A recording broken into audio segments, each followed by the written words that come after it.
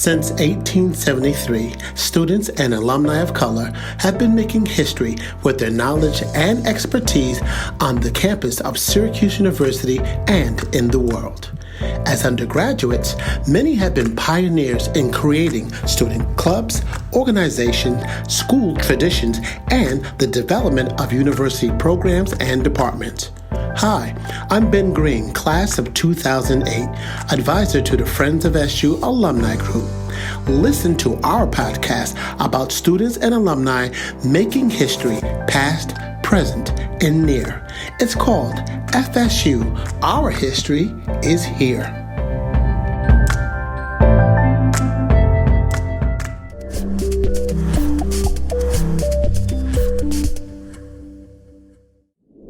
Well, I think, one thing about war is, and this is a war, I think, this is equivalent to this is World War III. Yes. And it's global. But one thing about war is it creates innovation sometimes. Things come out, like if you can't get silk, you create nylon. That's how nylon came out of World War II.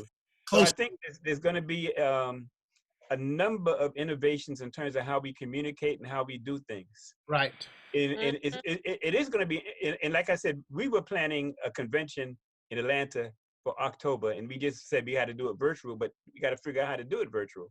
Right. Yeah. But I'm sure the Republicans and the Democrats are going to probably have to do something. They're going to have to do the same thing too. Yeah. So how are they going to do that big convention? I mean, these conventions are part of the culture, and nominating the people and all of that, but you're not going to be able to do it. So right. There's going to be a lot of innovation, and I'm gonna have my eyes open, looking. I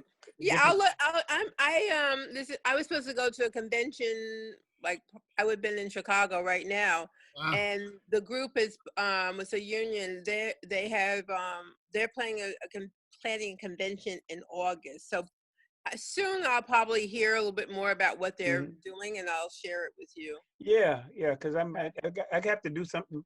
My thing with the Pan-African Fellows is North America, United States and Canada, African folks. And we had it all planned for Atlanta, but then it's a different story now. So we got to regrouping. Okay, that's something you might do. Yeah. And the other thing, Ben, if you want to contact somebody who's really good at fundraising, right? That's an SU alum. Mm-hmm. You want to reach out to Dr.Mary Schmidt Campbell. Oh yeah, Mary.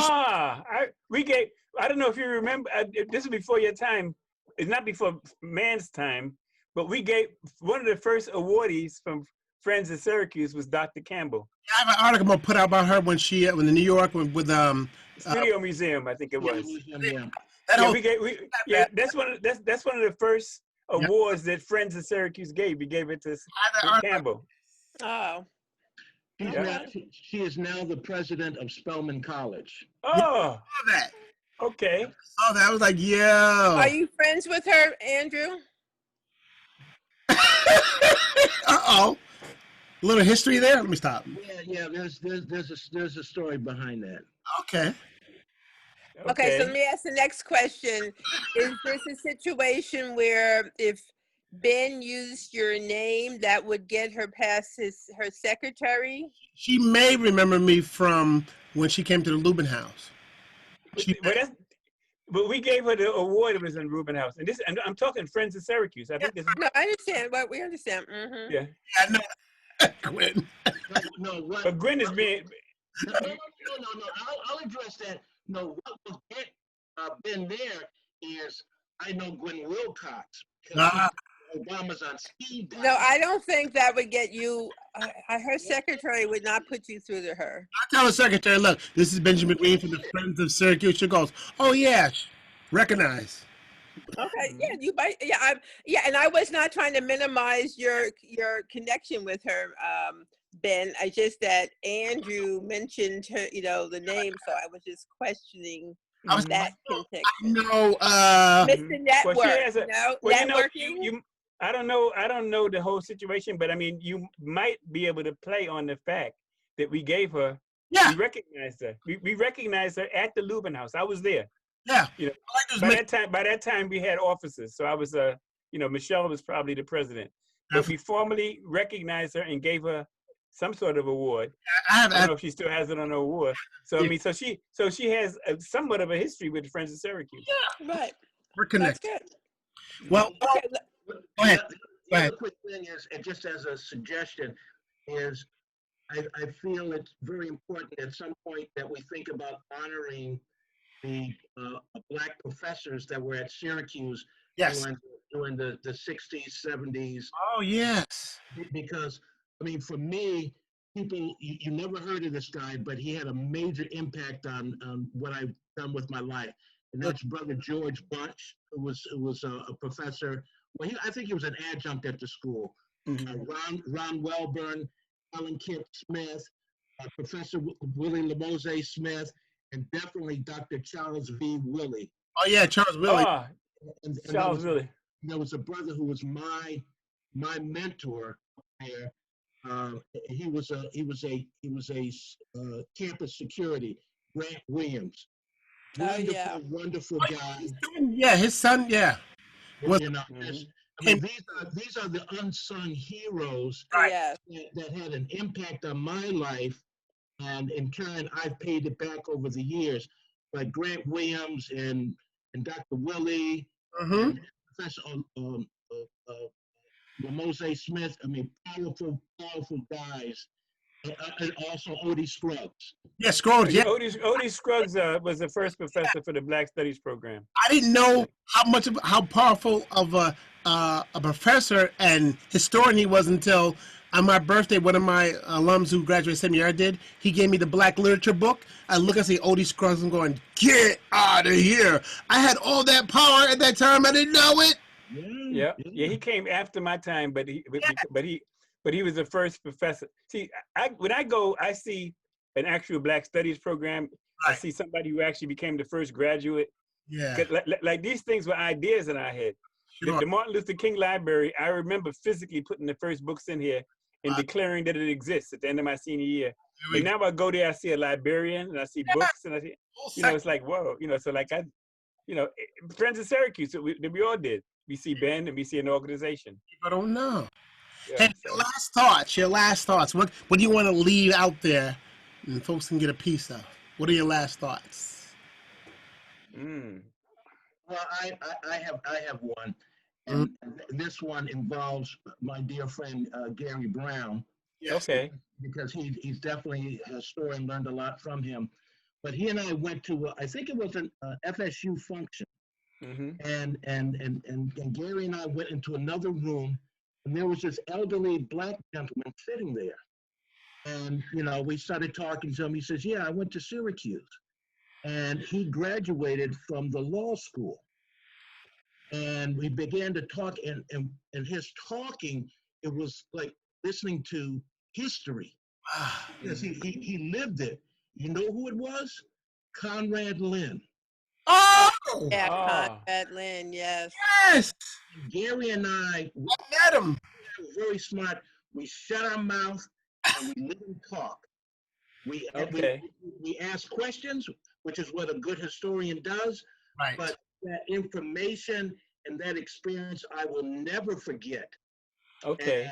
And most people just kind of walk by him because he had an unassuming manner about him. But folks don't know. We don't know. It was serious. And where was it? This was at the Syracuse Friends. Was it on campus? No, Lubin House. Lubin House, yeah. Lubin House, okay. Reception type thing. Yeah. Okay, I'm going to mention that to him. And when I saw you, I said I got to mention the fact that Andrew was here because he. Make sure he comes next time. I want to see. Well, I know, but my brother doesn't have Zoom. Right. And he has he has a certain relationship with these electronics. That. Oh, I know, because he was like, he told me, I know he was. It's funny. Yeah, I mean, he has my brother could have a position on things, so he has a position on electronics and I know, and so I just leave. I just leave it at that. Andrew, maybe you can work on them.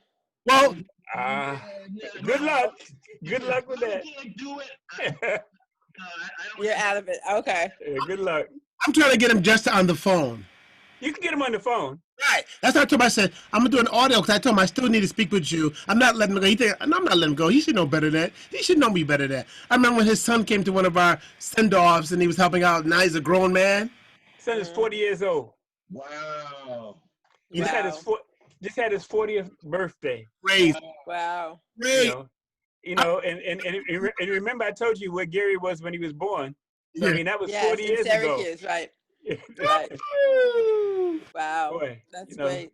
All right, Gywnne, what are some last? I would say that I guess my wish is that students on campus will be engaged with alum. Gotcha. I find it and I know, I mean, the world is totally different than when we were there as students. I mean, we would have, I think we would have been very happy to have met alum on campus coming back. And I just think that the world, in one way it's changed in many ways, but in many ways it hasn't. Right. And connections are really important. You can't underestimate the people that you will meet. True. As Andrew says, your colleagues and your friends on campus, those relationships are important. But the alum really have a lot to offer, and they don't have to talk to us because maybe the students are graduating the class of 2020 will find us not to be the people they have the most connections with, but find someone or some people who are alum who you can work with and get to know, because we want to be helpful. Right. And it's not, and those our relationships, I'm like, yeah, we're like the senior alum now. Right. But there are many other alum that they can be connected with and, really reach out and and be engaging, and it doesn't take much because we want, alum want to be helpful. So just, use us as a resource and you will find, and you will really help you on both a professional as well as a personal way in terms of your own development. So that's my hope and my wish. All right. I think find somebody who's doing what you want to do. Right. And it might be it probably would be somebody. I mean, we got the guy from 2019 who just graduated. I mean, there's 50 years between us. Right. Yeah, so there's a whole lot of people that we don't know. I could cover Syracuse from 1966 to 1975 because that's when my brother could stretch. The person who graduated in 1975 was a freshman when he was a senior. So I could touch on that, but I don't know anything about the class of the 1980s. I don't know anything about the class of 1990s. Right. Ironically, I met a Tanika Frost, who was who was an African-American studies graduate, who's a lawyer. She graduated from Syracuse, I think, 1996. Wow. And she was elected. I was elected to the school board in Albany and became president. And then she was elected. Oh. And yeah, so now she's a lawyer. Now she's doing things. So that was like a out of the way link, but it was like, wow, okay. Right. But there's a lot of but in terms of on Gywnne's point, in terms of reaching out and on my idea, like finding somebody who's doing what you want to do, actively doing it. I mean, there's a big vast of people in the classes, like I mean, now you got, what about the class of 2001, the class of 2005? Right, exactly. So who's actually doing what you want to do. So if we could facilitate that, that'd be good. Right. And sometimes you don't know what you want to do. Right. I mean, obviously that's, and that's often the case, and so it's, but having, we all have had life experiences. Right. And those life experiences have hopefully taught us something that we can actually impart some of our, suggestions and, and ideas to others. We all have to be on a journey, but it's good to have friends and contacts along the way. Definitely. I agree. And I'm looking. I want to be like Gywnne when I grow up. Well, Andrew, he is so silly. You are so silly. I think I gotta. Yeah. Yeah, I gotta get. I think the family's calling me. Okay, let me wrap dinner. it up real quick. I want to thank all of you. My closing words is continued legacy. Everything that you guys said and mentioned are things like I've always had it in my heart, and step by step I've been trying and will continue to successfully do, so that you can look back. I mean, I can look back and go, wow, FSU is still there. Our mission is still true. Mhm. We are alumni. We are a rich resource, and I need people to recognize that. You can't wait for somebody to come and say, "Oh, I need you to do this." You need to let what you do shine. That's why I put out stuff about alumni so people know, so they realize you're part of a legacy that is forever continuing from the '60s now in the new millennium. Mhm. So I'm trying Well, to do that. well, Right. thank you for your steadfastness, and thank you for keeping the tradition going. Yep. Yes, thank you, Ben. And I will Much contact appreciated. all of you individually for my special podcast, and I'll send you all links to that, okay? Okay. Okay. Have All yourself right. very safe and good evening. Yeah, everybody Okay. be Take everybody care. be safe. Everybody be Okay. safe. Bye. So great All to right. see everyone. Yes. Yeah. All right. Okay. Have a good night. You've been listening to the FSU Our History is Here podcast, Volume 1, Episode 7. If you missed any episodes, please follow us on Facebook, Twitter, and the Gram. For updates, you can always visit our website at www.theofficialfriendsofsu.com. What have we learned in this final episode of Volume 1? Well, despite the lack of communication with SUMA, Syracuse University Office of Multicultural Advancement, FSU continues to find ways to communicate with younger alums. Also, Ed Brown, class of 69, masters of 78, met Tanika Frost, graduate of law school, class of 2002, while working in Albany. She was elected to the school board. And then Tanika went on to become Schenectady's first Black city court judge. We also learned that FSU has survived with alumni who graduated 10 years and out. So we are in search of the classes of 2000 through 2010 to help continue the legacy that continues. We also learned that Andrew Mans wanted to give credit to SU educators and staff in hopes of recognize them for their expertise and guidance that they gave to him and other students. Adjunct Professor George Bunch, Professor Ronald Welburn, Professor Alan K. Smith, Professor Emeritus Willie Lamose Smith, Dr. Charles V. Willie, Major Grant Williams, and Professor Ode M. Scruggs. While networking at FSU, we learned that Andrew Mans was at the Lubin House and he met an alum who sat there quietly. They thought he was just this guy visiting the Lubin House, but they learned who he was. He was Attorney Conrad J. Lynn, Law School of 32, one of the first Blacks to graduate from the SU Law School. William H. Johnson, Law School graduate to 1903, historically was the first.